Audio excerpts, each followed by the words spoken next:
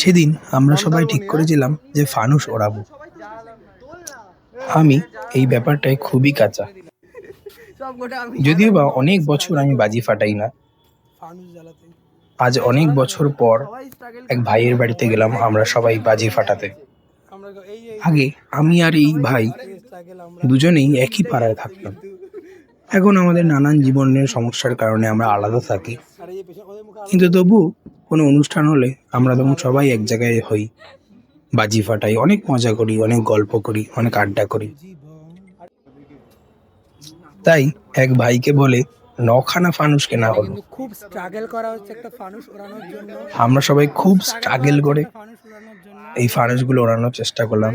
যেহেতু আমি অনেক বছর উড়াই না এবং বাজিও ফাটাই না, লাস্ট বাজি ফাটিয়েছিলাম 2019 সালে।